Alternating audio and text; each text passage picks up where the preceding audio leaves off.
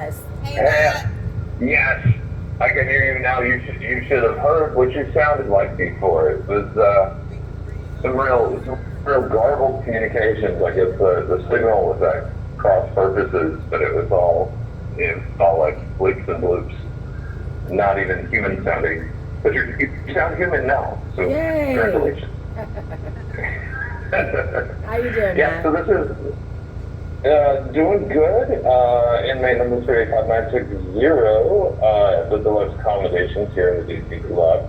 Um, I'm doing pretty good. I heard that McCarthy got booted out of the speakership, and we're like, okay, let's see what happens with that. Some people are gloom and doom about it, but I recognize. So I used to live in Japan. Japan's a parliamentary country, and that rule turns the House. That rule that Penn stated about vacating the speakership position turned the House into a quasi-parliamentary body, which is useful when you can make alliances. But I don't know if there's an alliance big enough to fight against the establishment right now. So McCarthy was uh, kind of the what would you call it, the middle of the road guy.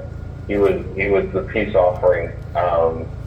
So we'll see if we can get someone else. At the very least, we can get a lot of people on record as either being for or against laundering money through the Ukraine so that they can line their own pockets. I think that's an important thing to get on the record. So we'll see how it goes. That is pretty important. And there is a rumor, not confirmed, that Troy Nels has, what is the word? Nominated Donald Trump as Speaker of the House.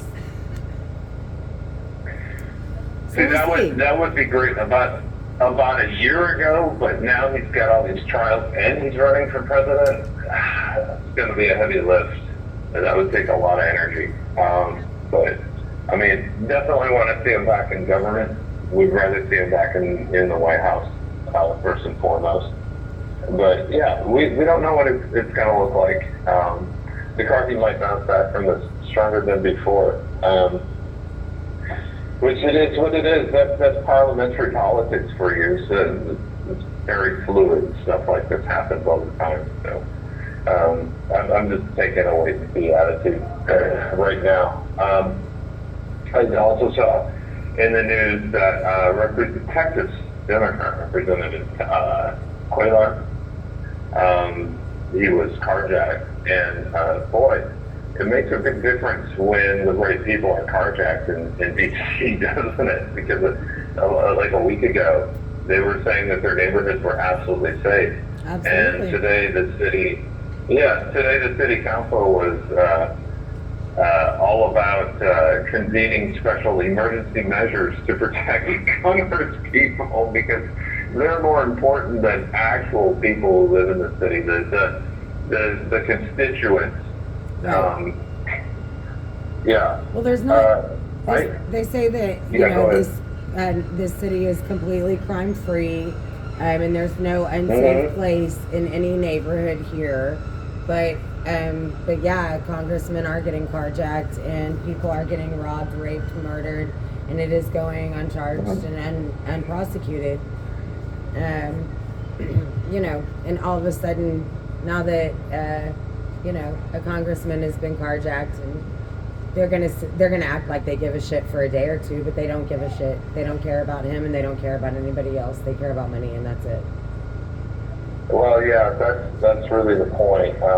But I hope people in DC are watching this very closely because you, the random DC citizen, can complain up and down about carjackings and getting robbed on the subway or random stabbings or people just hitting you for no reason or, looting and theft and carjacking. I already mentioned carjacking. Car theft? No, it's still the same thing, technically. So, but you can complain up and down about that, and they'll say, problem? What problem? And Congressman Cuellar gets carjacked, and suddenly, now we admit that there's a problem. So need a special task force to figure out what's happening. I know. Yeah, let's set up a task force. Yeah, that's what government does. Set up a task force. I'm curious as to how many sushi restaurants are in his district. I didn't know that he was a sushi fan. Like I said, I used to listen to fans, so I love me some sushi, but I don't know too many Texans who do. So that was kind of weird. And, so he sort of bragged that they took my sushi. You know, it's like a little bit of trying to play that tough guy. I'm most upset that they took my sushi. I think that's an odd choice for him. But I do hope that at the very least the DC City Council will come up with a regulation mandating that all carjackers henceforth wear body cameras, because I just want to see that footage. Congressional member got carjacked. That's an aside. Okay. What were you doing in the Navy Yard, sir? Just sort of sitting there eating sushi. You know, I kind of had your escort type as blonde. So I don't know. I'm wondering who you're gonna meet that was interested in sushi, but we'll never know. We'll never know until they start wearing body cameras, these carjackers. Another thing I read today, horrible news, this quick editorial in Newsweek, which usually is pretty dreadful, but they do occasionally put some authentically conservative, token conservatives in there. And they've discovered that the majority of college students now are fascistic. They believe in using violence to shut down people who don't say the right ideas, and they have very militant attitudes towards people who belong to what they perceive as being a minority group, and they think that those people can be shouted down or even use violence against them. And it's not just in matters of speech. They've just gone completely off the rails. There's been a number of surveys that show that Generation Z has embraced the boot, so to speak, and they like the look of it, and they're going to march with it. And it's very frightening that these are the same people who are going to be filling up our institutions, government, and corporations. It's just a bad day. I mean, America's barely working right now. We're on life support. I think we need civics to push to the top of requirements for graduation from high school. Right now, it's mostly just math and English. Like, if you can read and you can add, you can get a diploma. Well, I think it has more to do with indoctrination than it does math, English, science, civics, or anything else. Yeah, well, that's my point. I mean, so I think you shouldn't get a high school diploma if you don't know about the separation of power, Mr. Branch's government, how a bill becomes a law, all that kind of stuff. I don't think you should work in government if you don't know that. I think it would be wonderful if Trump or someone else, if when they got in office, they subjected every single bureaucrat to a simple test along those lines. And if they fail, they get kicked out of service. Well, it should be a competency test. It should what? It should be a competency test. I mean, they should be competent in the job that they're doing, right? Right. And they shouldn't be hired if they don't know about things like the Bill of Rights or, the checks and balances. Those are really unique and key aspects of American government and civic life that I don't think most people who are in government or in the halls of power now are even remotely aware of. And because of that, they don't understand what we're losing by ignoring how important those things are. They'll find out the hard way if things keep going down the road that they are. I hope that things will turn around pretty soon, but you never know. These people show no signs of giving up, and I frequently wonder, what's the end goal? I mean, what is the utopia? I think that they envision is actually a place where deprivation is common and liberty is a memory. So why are you working so hard towards this thing? That's it. I really want to know the answer to that question.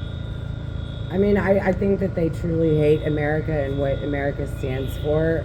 I don't think that they like the First Amendment because, feelings and, you hurt my feelings with your mean words.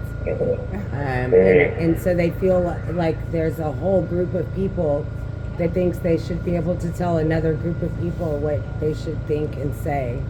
And that's what we're dealing with right now.